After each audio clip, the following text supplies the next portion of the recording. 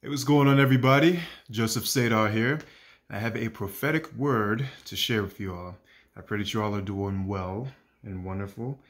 This word is about the promised land. I'm really excited to talk about this. This is something I've been wanting to kind of speak on for a little bit.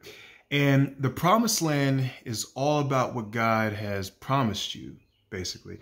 Everything he's been solidifying within you with just the calling and the mission, everything that he's told you you're going to do, everything that he's been preparing you for just over the duration of time. That is what the promised land is. And I believe what God wants to say, that it is for you.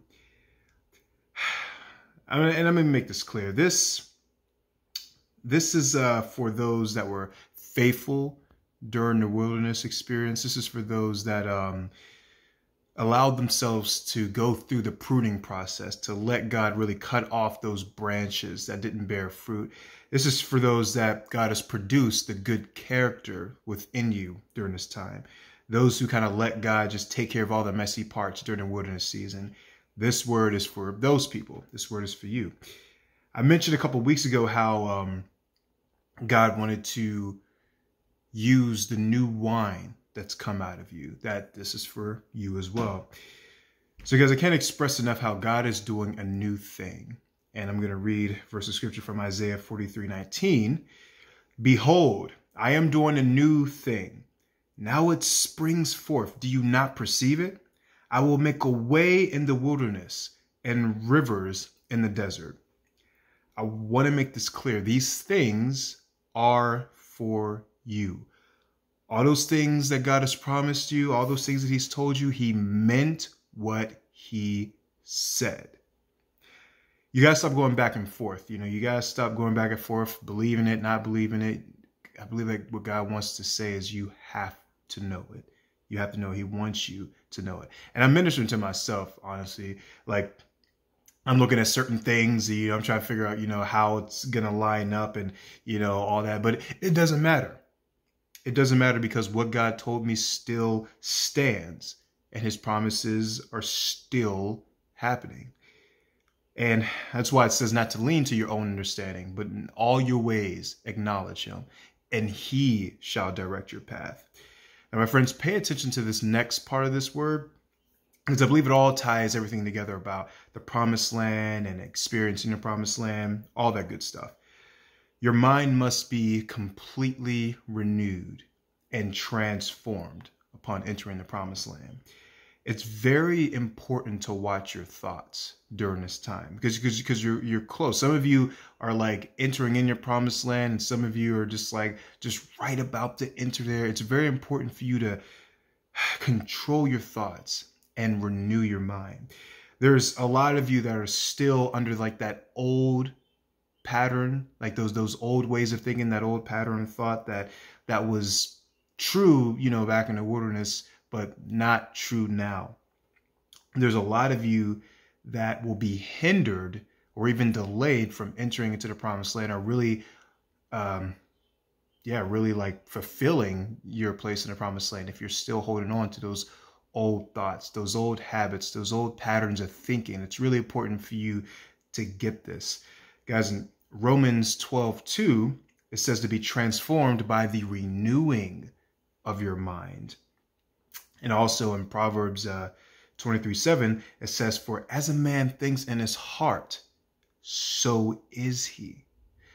God is highlighting how important it is for you to be meditating on the right things, for you to be focused on what God has told you, and for you to be conditioning your mind to receive the promised land. You have to condition your mind to accept it and to think on those things. Guys, even with the Israelites, when they made their exodus, out of Egypt, they were on their way to the promised land. They still had their slave mentality. They still had Egypt on their minds. And even, some of them were complaining that they were being treated better as slaves back in Egypt. Some of you are still holding on to your Egypt mentality. Some of you are still holding on to your slave mentality. All the disappointments in the wilderness and all the things that didn't go right. Like, God wants to remove all that from your thinking. He wants you to remove that from your thinking, and he wants you to accept the new thing that he is doing. He wants you to accept what he's told you and what he's springing forth in your life. Guys, like the Israelites, they weren't seeing the new thing that God was doing. They were on their way to the promised land, but they didn't see it. They were still tied up in their old slavery mentality. But you see, God wants you to believe what he's doing. He wants you to get out of that. As I've said before, you have to take control of your thoughts in that way. This is important because, again, you can delay your access to the promised land because of your old doubts and because of those old ways of thinking. Guys, God doesn't want that. He does not want that. He does not want you to end up like the Israelites that took 40 years to get there. And I believe it was only supposed to be like a 7th-day journey. The Israelites took 40 years. God doesn't want that for you. He's on your side. And honestly, guys, God is moving fast during this time. He wants you to get rolling in what he's called you to do. He wants you to just to believe it, to walk in it. He wants that new wine to come out of you. And it starts up here. It starts with your mind. It starts with renewing your mind. So guys, let's do that. And let's not get delayed by our old slave thinking, because he truly is doing something new.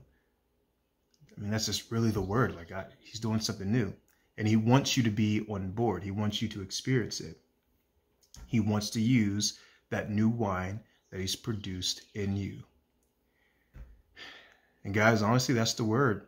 That is the word. The promised land is for you. Just got to renew your mind and accept it. All right. God bless you guys. Quick word is in stark contrast to the word I gave last week. But yeah, it's good. And I pray that this really blesses those who it's for. Love you guys, man. I'll see y'all next week.